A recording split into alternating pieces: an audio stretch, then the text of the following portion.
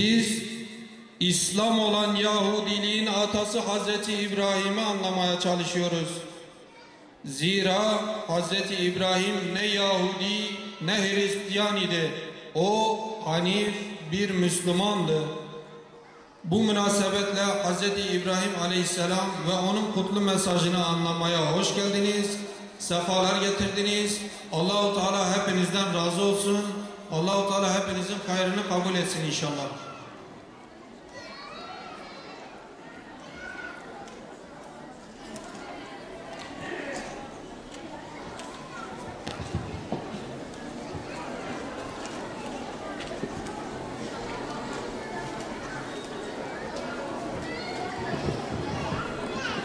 Hazreti İbrahim denilince La ilahe illallah'a davet eden bir tevhid mücadelesi gelir aklımıza.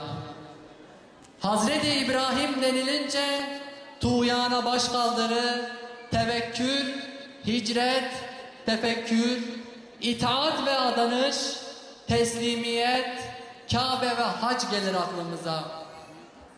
Hazreti İbrahim denilince milleti İbrahim'den olan Şanlıurfa gelir aklımıza.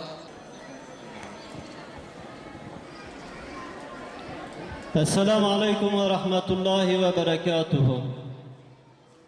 Mümin kullarını çok seven ve mümin kullarının kendisini çok sevdiği, kullarından dilediğini dost edinen, dostları içinde İbrahim'i halil edinen, evvelde, ahirde, zahirde, batında, yerde, göklerde tek ilah olan alemlerin Rabbi Allah'a sonsuz hamdü senalar olsun.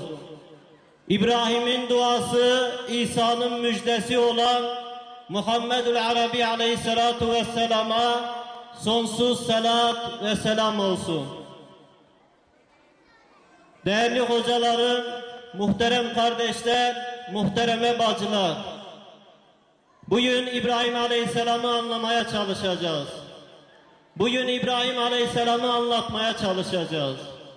İbrahim'i günler teneffüs ediyoruz. İbrahim'i günler yaşıyoruz. Hac her akşam, her gün İbrahim Aleyhisselam'ın bir yönünü belki ele alıp anlatmak lazım. Hac günleri İbrahim Aleyhisselam'la buluşma günleri yapmak lazım. Çünkü İbrahim Aleyhisselam'ın hayatında yaşanmış her bir yön, her bir hadise gerçekten de günlerce anlatılmakla bitirilmeyecek hadiselerdir. İbrahim Aleyhisselam'ı anlamak, İslam'ı anlamaktır. İbrahim Aleyhisselam'ı anlamak, tevhidi anlamaktır. İbrahim Aleyhisselam'ın anlaşılmadığı bir tevhid, İbrahim Aleyhisselam'ın anlaşılmadığı bir İslam, eksik bir İslam'dır, anlaşılmamış bir tevhiddir. Dolayısıyla tevhidi anlamak için, İbrahim Aleyhisselam'ı anlamak için, tevhidi anlamak için, İslam'ı anlamak için İbrahim Aleyhisselam'ı anlamak lazım. Ve geniş detaylarıyla, boyutlarıyla anlamak lazım. Ben İbrahim Aleyhisselam'ı bu yarım saat, bir saatlik zaman diliminde elbette ki anlatamayacağım. Fakat en azından Kur'an'dan bazı ayetlerle, özellikle Allah-u Teala'nın onun hakkında gerçekten de tüyleri diken diken edecek mahiyetteki onu tarif eden kısa ve özlü ayetlerle İbrahim Aleyhisselam'a değinmeye çalışacağım. Değerli kardeşler, İbrahim Aleyhisselam çok yönlü bir peygamberdir. Bir yönü uluhiyete bakar, bir yönü beşeriyete bakar. Uluhiyete bakan yönüyle İbrahim Aleyhisselam ilah dostudur. Uluhiyete bakan yönüyle İbrahim Aleyhisselam Allah dostudur.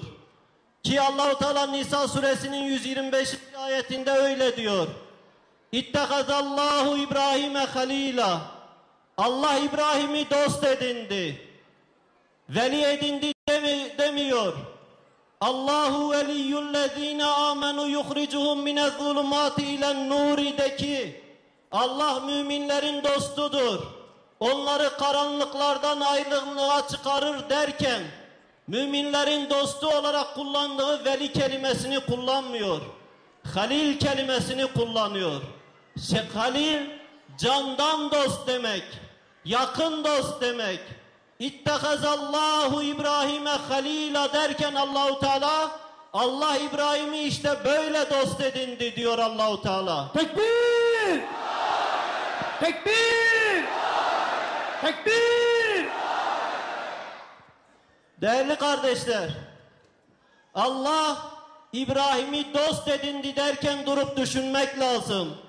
Yerlerin göklerin yaratıcısı, yoktan var eden, var ettikleri içerisinde bu kudretiyle, bu azametiyle, bu heybetiyle, bu şanıyla insanlık tayfesi içerisinden bir tanesini dost edindi diyor.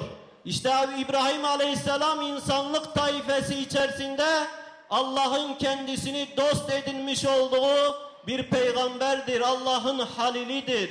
Bu yönüyle İbrahim Aleyhisselam ilah dostudur, Allah dostudur. Ve İbrahim Aleyhisselam bir yönü de beşeriyete bakar dedik. İbrahim Aleyhisselam insanların imamıdır. Bütün insanların imamıdır. Ki Allahu Teala öyle diyor. Kale inni cailuke linnâsi imama diyor Allahu Teala. Estaizu billah. Ben muhakkak ki seni insanlara imam kılacağım. Seni bütün insanlığa imam yapacağım. Seni bütün insanlığa önder, bütün insanlığa lider yapacağım. Dolayısıyla kardeşler, İbrahim Aleyhisselam bir tarafıyla Allah dostu, ilaha bakan yönü, diğer tarafıyla insanların imamı, beşerin önderi konumundadır.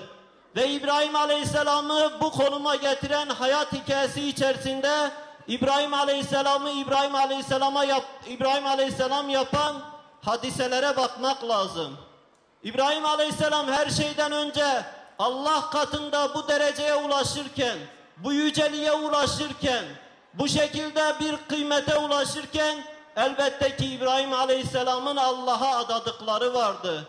İbrahim Aleyhisselam'ın Allah'a yönelik halisane tevekkül dairesi içerisinde teslimiyetçi bir kulluğu vardı. Yani İbrahim Aleyhisselam Allah'ın adını yüceltti, Allah da İbrahim Aleyhisselam'ın adını yüceltti. Tekbir! Tekbir! Tekbir!